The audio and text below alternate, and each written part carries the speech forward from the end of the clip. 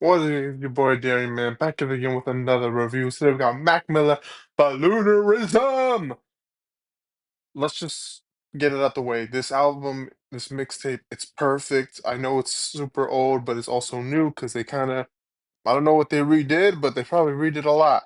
And it's fucking amazing. I love it. Now, if you hear my dog in the background, I'm sorry. If you don't, I guess these AirPods Pro really do got, what I'm saying, that noise cancellation. But if you do, I'm sorry. But yeah, let's get straight into it, man. I could, yap about how much I love Mac Miller, but within the review, I'm gonna actually do that because there's a lot to be said. So let's get straight to it. Tambourine Dream, enjoyable track, short, sweet, kind of what the title says. DJ's chord organ featuring SZA. This track, when I first heard it, I liked it, but I felt weird about liking it on Do I Really Like It? And then I realized, of course I fucking like it. It's different. It's just enjoyable. It's good as hell. SZA does her thing on the kind of the back end of the track. It really just starts off with, the chord organ just, doing its fucking thing on it. SZA's voice sounds so nice. You can tell it's old because SZA's voice doesn't sound like prime SZA right now, but it still sounds really good. Like she did not change her voice. You can tell it's not, SZA right now. It's SZA from back then when she first recorded it. I love Mac Miller's vocals in the background towards the very end of the track. Um, just really good track. It's a nice track. Next track, Do You Have a Destination? This is where we get into why I'm titling the title that I'm titling. Is the philosophical depression that I get from this album. This track's just talking about, a bunch of things and just like why, you know, why not question everything? Why not question every little thing you do? Why not wonder if there's really, a goal out there or if there's a reason to really honestly even live? Is there really a destination in the end of it all? Are we all gonna, you know, find our own paths and is it gonna be worth it? Is everything gonna be fine in the end? Knowing that there's this and there's that, there's this negativity going on, there's all this fucked up shit. Like, in the end, is it worth it? Is it worth even just doing it, you know? And it's a really fucked up track. I don't know how to say it, but it's just fucked up.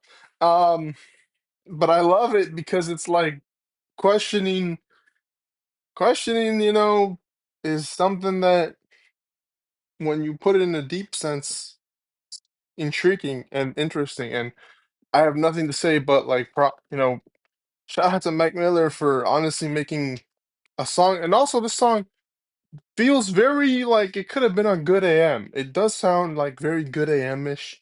Maybe that's also one of the big reasons why I like this track.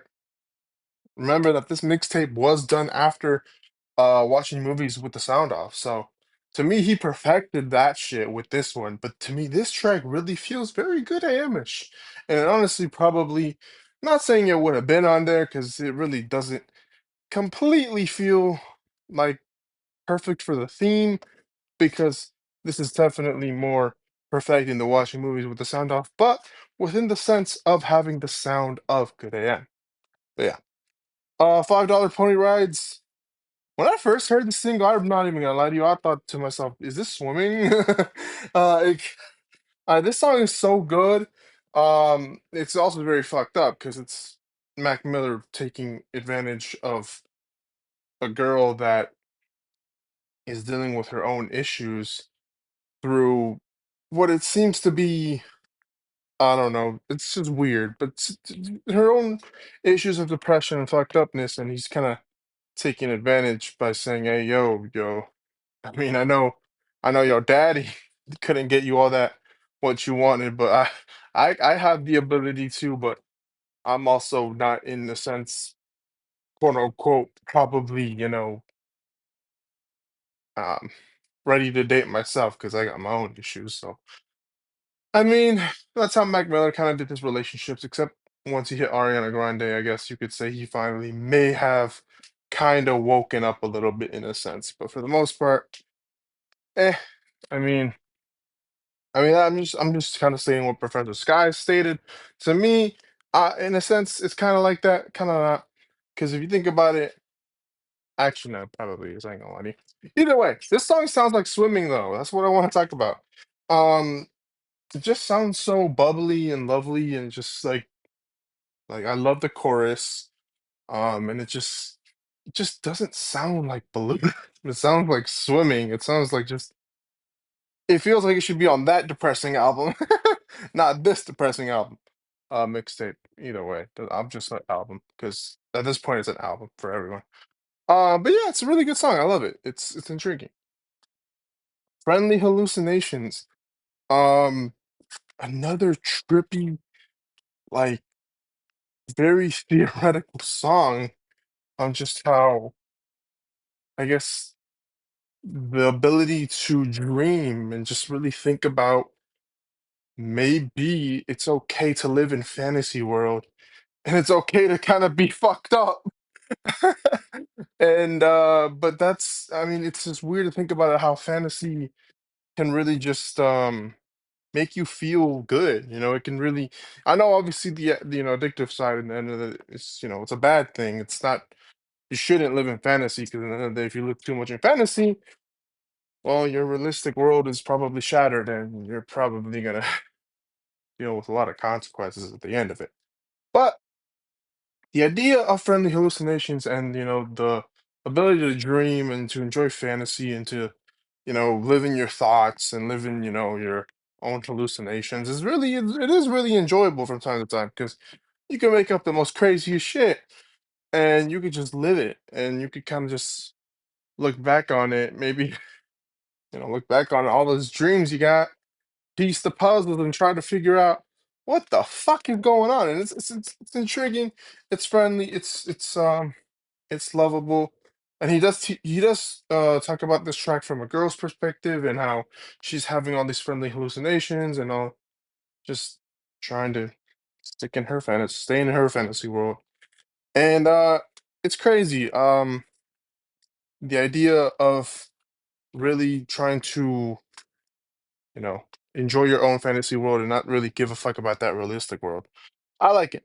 Mrs. Deborah Downer, um, as the track alludes, just a person that is always putting on the negative, like, and honestly, it makes sense to have this track right after the track before, obviously, in terms of just like, hey man, no matter the fact is fuck your friendly hallucinations, fuck your fantasy, fuck your dreaming, fuck your loveliness, fuck your enjoyability factor, fuck it all, fuck it all, mate, fuck it all. Let me show you the real world, the downing world of it. And it is putting in perspective that maybe low key you're kind of just it's giving you got to be fine with addiction. You got to be fine with you know being in the most fucked up state of mind to enjoy the most happiest moments. I mean, come on, the world shows it. Whether it's the food, whether it's just anything. You just don't really want to be a part of the real world. You want to be a part of your own little world. Meta, fucking AI, fucking all that bullshit. You want your own things. You want to consume that shit just so you can get away from this bitch ass world and all the fuck things they got to offer sometimes, with all the news and the this and the shootings and all that shit. It's tough. But that's that, the matter of fact is Deborah Downer, as much as you hate her, and guess what? She ain't gonna go away, bro. The matter of fact is it's just that's how it is. It's how it is, man. You gotta accept the real world for how it is. You gotta go out there. You gotta experience it, sadly. You gotta take it in. And it might fucking suck depending on what you are and what your ideology and this all that, going deep within everything, right? But the matter of fact is this: you gotta change. You gotta go out there. You gotta explore. Now, I'm not saying to become a nature motherfucker because that might be a part of your fantasy realm. Who knows?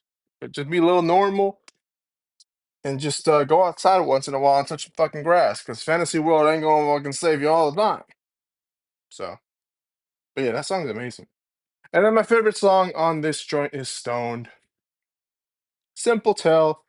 of a girl who loves to get stoned and does not want to, open doors to Mac Miller. And maybe once she does, they're stoned together, and we're all stoned.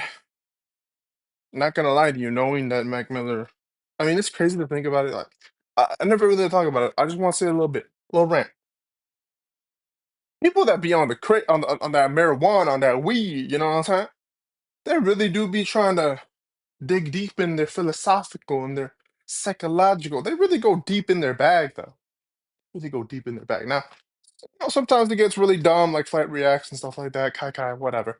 But they go deep in their bag. They try to go deep in their bag. And I gotta appreciate it. I love stoner music. Stoner music is one of the best things in the world. I generally almost love every stoner tracks, but this track right here proves to me and verifies to me how much I love stoner tracks, because that shit is amazing. Shangri-La, he went to Rick Rubin's place, made a song, Shangri-La. It's a banger, 2 minutes. I like it. Funny Papers. Didn't know that this is a Beatles reference, but that's dope. Song's amazing. The song reminds me of Good News, honestly, from Circles in a way, in terms of just like, life fucking sucks. Life fucking sucks, dude. And people want good news, but the matter of fact is, usually there's always bad news out there. So if there's always bad news out there, why do we always have to tell each other good news when we communicate with each Jags? Go do your thing, Jags. I want Robert Sala. But you know what I'm saying? um, yeah, as I was saying, there's like in the papers and newspapers, all that shit is fucked up news. So why we as human beings, as a family, always gotta communicate good news? You know what I'm saying? Why can't we also communicate some bad news once in a while with one another? Because the matter of the fact is, guess what? All of our lives ain't good news, considering lives in general are bad news. You know what I'm saying? Um, Convey bad news with your peeps, man, because I know my ass don't. I'm from my perspective. I don't even truly convey the bad news to the fan, because it just sucks living a lie, right? And that's just how it is, man. These funny papers, they might make you laugh once in a while, whether it's the lottery, whether it's this, whether it's some jokester shit, hot dog eating contest. Who fucking knows, man? Some weird, wild and news, dumb shit. It'd be funny from time to time, but realistically, that shit's sad.